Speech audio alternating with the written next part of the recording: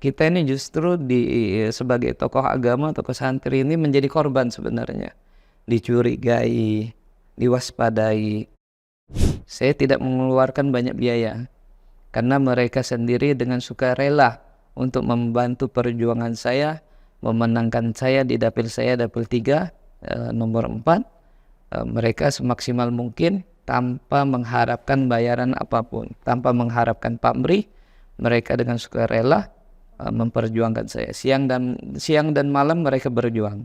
Podcast Info Indonesia kali ini kita kehadiran tokoh muda, tokoh politik dan tokoh agama yang akan terjun di dunia politik. Langsung saja kita berkenalan dengan Ustadz Ahmad Al-Muhajir. Iya. Selamat datang Ustadz di Podcast Info Indonesia. Iya. Baik Ustadz, mungkin kita langsung ke tema utama. Oke. Ini terkait dengan Pilpres 2024. Bagaimana Ustadz melihat suasana politik di 2024 ini? Kalau suasana politik sampai saat ini saya lihat masih kondusif, masih bagus, sesuai dengan pernyataan dari khususnya kami dari Partai Demokrat, ketua partai kami Mas Agus Harimurti Yudhoyono. Kita mengharapkan dari Partai Demokrat ini konsisten pemilihan 2024 ini khususnya untuk presiden sendiri itu kita harapkan berjalan dengan senang, damai dan aman. Dan benar-benar menjadi pesta rakyat gitu. Kita harapkan jangan sampai ada lagi perpecahan, kelompok-kelompok yang saling berseberangan. Sama-sama kita di 2024 kita rayakan pesta rakyat ini dengan sebaik-baiknya. Dari kader Demokrat sendiri, apakah pasangan Prabowo Subianto dan Gibran ini sebagai pasangan yang tepat? Ya, kalau menurut saya pribadi sebagai kader partai, kalau itu yang terbaik bagi bangsa, ya. Karena semuanya yang saya lihat 3 kandidat yang diajukan oleh setiap partai politik ini semuanya tokoh terbaik bangsa. Nah, nanti dipilih yang terbaik. Kalau bagi Demokrat, ya pasangan capres nomor 2 yaitu Bapak Prabowo Subianto dan Mas Gibran. Ya, itu menurut kita yang terbaik. Mudah-mudahan dan harapan kami juga kader partai di akar rumput di tingkat daerah itu juga mereka juga bisa menjadi pemimpin yang terbaik gitu, menjadi pilihan yang terbaik untuk rakyat. Kenapa kemarin tidak mencalonkan Agus Harimurti? Bukan tidak mencalonkan, karena kita lihat di sinilah kebijaksanaan Mas Agus. Kemarin pasca terlepas atau keluar dari kerjasama dengan Partai Nasdem dan Mas Anies kemarin, termasuk Partai PKS, itu kan Mas Agus sempat diisukan ada ambisi untuk menjadi cawapres. Nah, di sini mungkin saya lihat secara pribadi Mas Agus juga ingin membuktikan kepada masyarakat. Artinya ketua umum kami Mas Agus Harimurti Yudhoyono itu beliau tidak ada ambisi. Apa yang terbaik untuk bangsa, untuk masyarakat, itulah keputusan yang beliau ambil. Di 2019 dan 2024 ini ada perbedaan suasana apa yang dirasakan? Kalau saya secara pribadi dan khususnya bagi kami kader Partai Demokrat di tingkat daerah, ya saya lihat kalau di 2019 dan di menjelang 2024 ini sepertinya lebih menyenangkan pemilihan atau kontestasi yang terjadi di menjelang 2024. Karena di 2019 itu kan terkesan masyarakat terpecah, bahkan sampai bertahun-tahun lamanya, yang berbeda pilihan, ya kan, belum lagi yang termasuk termakan isu-isu berita yang belum tentu pasti, termakan hoaks dan sebagainya. Nah, saya lihat insya Allah mudah-mudahan juga harapan kami di 2024 ini lebih damai untuk pemilihan kepala daerah ataupun legislatif dan sampai ke tingkat RI Presiden. Kenapa ini Ustadz latar belakang dari agama, Dr. Betul. Nah, kenapa ke politik? Kenapa tidak fokus di agama aja? Ya, gini, awal mula saya terjun ke dunia politik itu ya karena selain panggilan hati nurani, dorongan dari masyarakat dan jemaah sekitar, termasuk tokoh-tokoh masyarakat yang mendorong kita, karena seperti yang saya bilang sebelumnya, tokoh agama, ustadz, kiai, habaib, asatizah, itu tugas pokok mereka bukan cuma memberikan siraman rohani dan tausiah, akan tetapi secara garis besar itu mengajak, meluruskan masyarakat, membina masyarakat agar terjauh dari hal-hal yang negatif, agar selalu melakukan hal-hal yang positif, yang tidak melanggar baik aturan agama ataupun pemerintah. Maka dari situ dengan dorongan dan support kawan-kawan serta motivasi bagi diri kami sendiri, saya lihat sarana politik termasuk sarana yang bagus untuk bisa menjadi sosok yang lebih baik lagi dan bisa bermanfaat banyak untuk masyarakat. Tapi kita melihat kok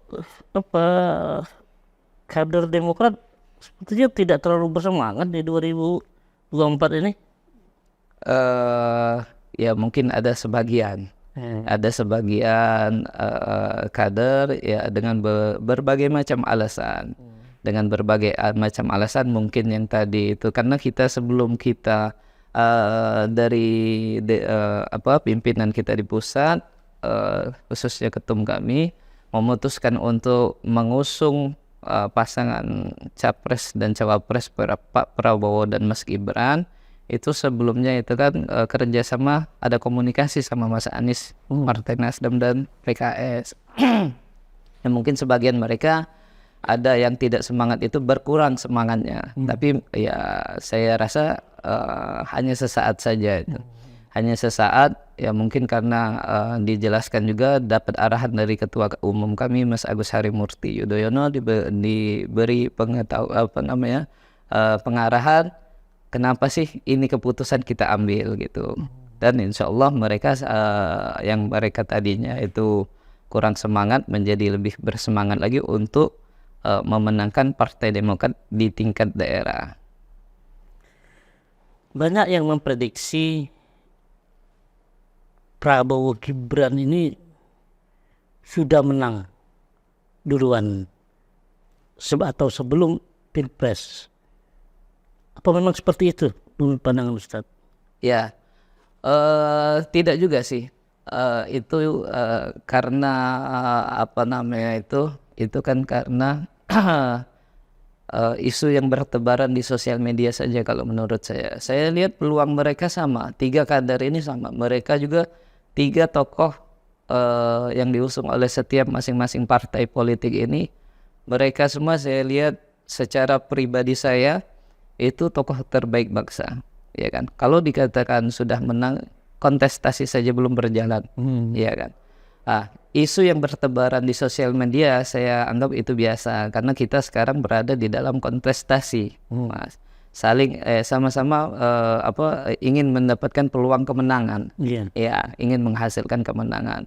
Ya wajar-wajar saja kalau berita bertebaran di media sosial, baik yang positif ataupun yang negatif yang bertebaran, tergantung kembali kepada individu dan personal kita masing-masing menanggapinya. Seperti dikatakan Ustadz, ini kan putra terbaik bangsa semua. Iya, hadir. betul. Berapa putaran nanti Ustadz meyakini? Kalau saya lihat dengan hitung-hitungan di atas kertas dari banyaknya partai pengusung, ya mudah-mudahan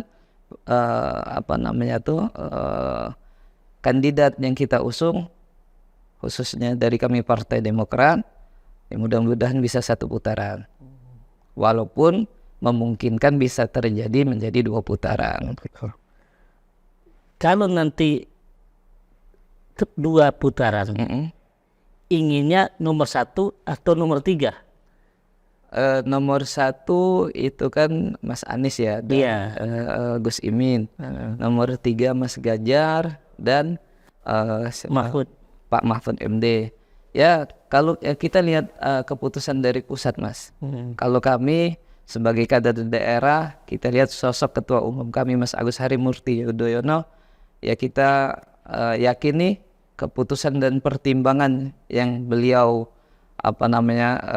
berikan nanti ke depannya, walaupun nanti calon yang kami usung itu di putaran pertama kita anggap tadi gagal, ketemu nomor 1 ataupun nomor 3, ya kita menunggu keputusan dari ketua umum. Ini kalau nanti Prabowo Gibran di putaran kedua, nah inginnya lawan siapa nih?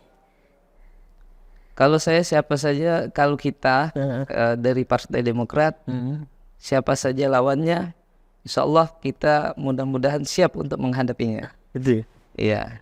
nomor 1 atau nomor 3? Nomor 3. Semua laju ya. Semua laju. Baik, ini kita beranjak ke pileg, pemilihan legislatif. Betul. Ustadz Al-Muhajir ini caleg DPRD Kota Palembang ya? Betul, Pak. Dari Partai Demokrat. Betul. Dapil berapa kan? Dapil 3. Wilayahnya? Meliputi Kecamatan Ilir Timur 1, 2, dan 3. Nomornya berapa? Nomornya nomor 4. Nomor 4.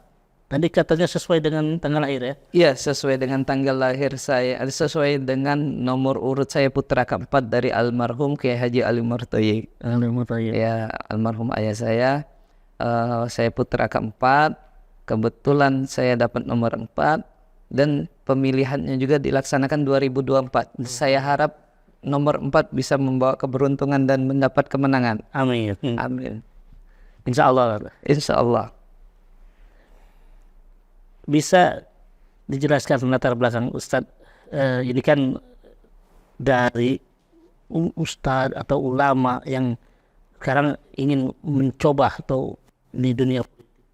Mungkin dijelaskan siapa ayah Ustadz ini, bisa?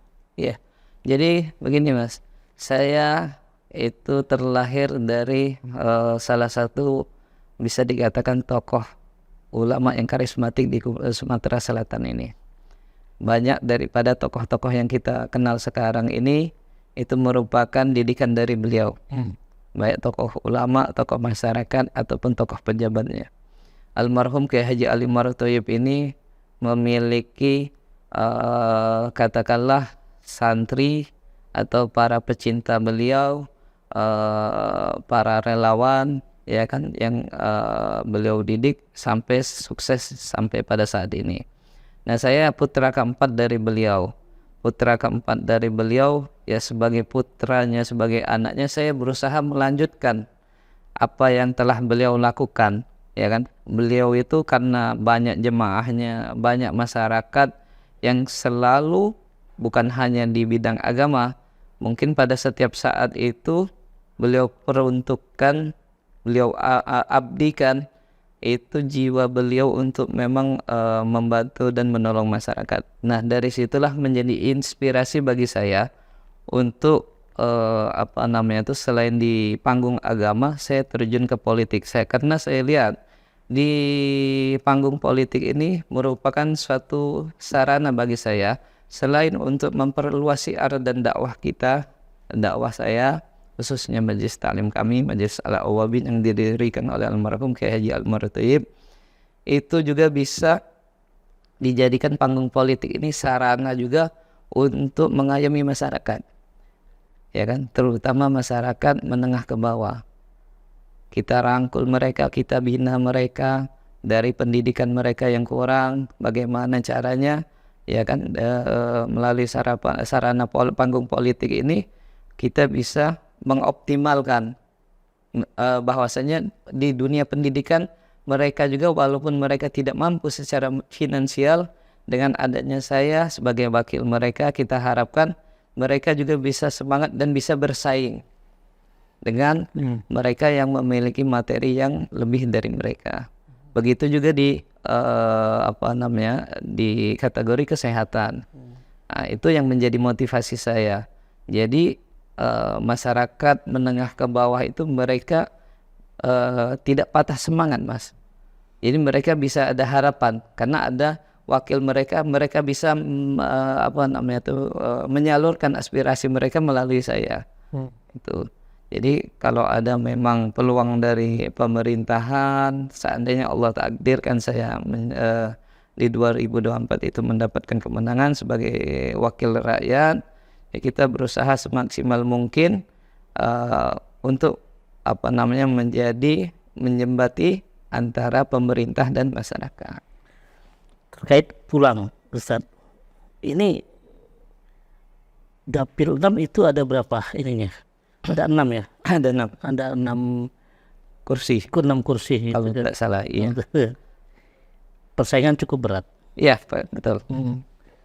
Apa yang akan Ustadz garap untuk meraih kursi ini? Ya, jadi strategi kita untuk mendapatkan kemenangan, yang pertama saya optimis dulu. Sebagai manusia yang lemah, sebagai seorang santri, walaupun kita kalah bersaing dalam segi materi, jabatan, pengaruh, tapi saya optimis. Kenapa?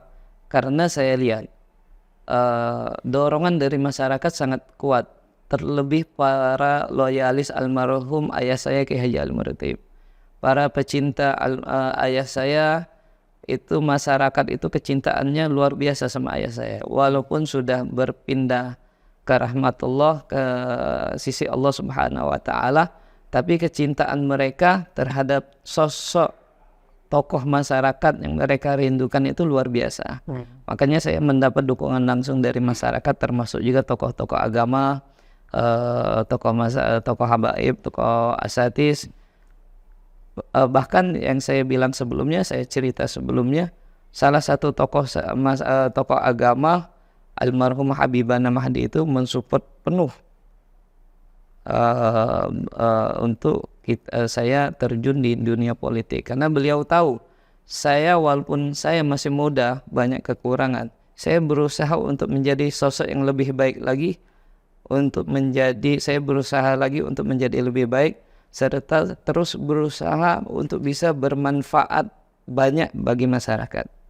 Karena kita tahu sosok almarhum ayah saya itu walaupun cuma dikatakan sebagai tokoh agama, ternyata seperti yang saya bilang, tugasnya Ustadz, habaib, kiai itu bukan cuma memberikan tausiah, bukan cuma memberikan nasihat, tapi tugas mereka juga selain membina masyarakat baik moral ataupun agamanya, tugas mereka itu yang lebih utama adalah bisa dibutuhkan setiap saat ketika masyarakat membutuhkan, mengayomi masyarakat. Tuh. Bisa dijelaskan ini kalau sosok dari Ustadz ini kan kenapa harus milih partai nasionalis? Ya, ini Mas, kalau mengapa saya ke partai nasionalis, khususnya Partai Demokrat, ya, karena walaupun saya lihat di kacamata saya, di Partai Demokrat ini ada histori, chemistry yang sudah terbangun dari almarhum, semenjak almarhum ayah saya masih ada, ya kan.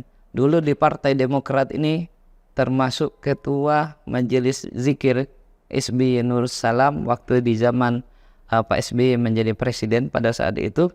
Ayah saya itu bisa memperluas dunia syiar dan dakwahnya, terkhusus di partai politik. Nah, pada saat itu Demokrat memberikan kesempatan bagi tokoh agama.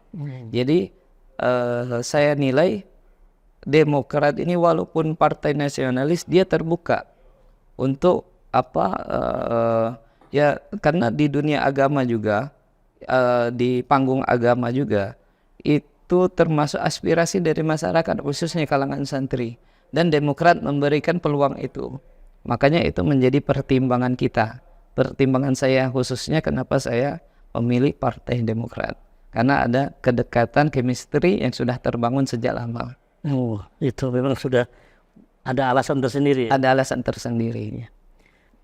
Sebagai caleg, apa sih melihat Kota Palembang saat ini? Ya kalau saya lihat mungkin Kota Palembang sudah banyak maju.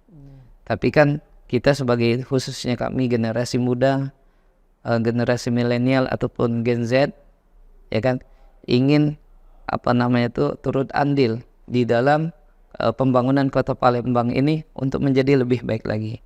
Yang kurang baik kita perbaiki lagi. Nah, kita merubah Kota Palembang ini memang benar-benar dipandang baik di tingkat nasional ataupun internasional menjadi kota yang memang perubahannya selalu berubah ke arah yang positif, baik dari segi ekonomi, pendidikan, dan kesehatan khususnya. Untuk menjadi caleg ini kan butuh biaya yang cukup besar. Betul. Selain santri, apa yang menjadi andalan Ustaz lah? Apakah juga dana juga butuh besar juga? Ya, jadi alhamdulillah, makanya saya bilang tadi, Mas, dengan dukungan daripada para pecinta almarhum ayah saya, Kiai Haji Abdul Murid Thayyib, saya itu jujur saja tidak terlalu mengeluarkan banyak biaya untuk pencalonan di 2024 ini. Ya, saya juga sedikit banyak selain saya tokoh masyarakat, tokoh agama, alhamdulillah saya juga berusaha membangun ekonomi untuk berusaha juga membangun UMKM. Kita kerjasama sama teman-teman, bagaimana kita ini sebagai generasi muda harus ikut turut andil setelah kemerdekaan yang diperjuangkan oleh para pejuang kita. Kita sebagai generasi muda bagaimana kita bisa mengisi kemerdekaan tersebut, ya kan? Dan alhamdulillah untuk di momen 2024 ini khususnya bagi saya, karena banyak relawan yang support, masyarakat yang support, khususnya orang-orang yang pernah ketemu almarhum ayah saya, yang ada kecintaan terhadap almarhum ayah saya, Kiai Haji Abdul Murid Thayyib, saya tidak mengeluarkan banyak biaya, karena mereka sendiri dengan sukarela untuk membantu perjuangan saya, memenangkan saya di dapil saya, dapil 3, nomor 4. Mereka semaksimal mungkin tanpa mengharapkan bayaran apapun, tanpa mengharapkan pamrih, mereka dengan sukarela memperjuangkan saya. Siang dan malam mereka berjuang. Nah, itu menjadi semangat tersendiri buat saya untuk memang benar-benar bertarung di 2024 ini membawa aspirasi mereka. Ada yang mau ditambahkan? Bisa ditambahkan? Pertanyaan? Untuk latar belakang organisasi sendiri apa aja, Ustaz? Saya latar belakang organisasi sebenarnya pure dari panggung agama. Kita ada Majelis Taklim, Majelis Taklim Al-Awwabin namanya, Ahli Sunnah wal Jamaah, yang berdiri dari tahun 80-an. Nah, itu didirikan oleh almarhum ayah saya. Tidak ada organisasi yang lain, makanya saya pure murni dari panggung agama. Itulah makanya kenapa tadi saya minat ke politik. Selain itu juga saya juga pernah dapat nasihat dari teman-teman tokoh masyarakat, ustadz-ustadz kita, habaib kita. Kalau bukan orang baik, mereka berpesan kepada saya yang terjun di dunia politik ini, maka akan diisi oleh orang-orang yang tidak baik. Bisa disampaikan untuk pemirsa Info Indonesia, pesan ke masyarakat Palembang. Oke. Assalamualaikum warahmatullahi taala wabarakatuh.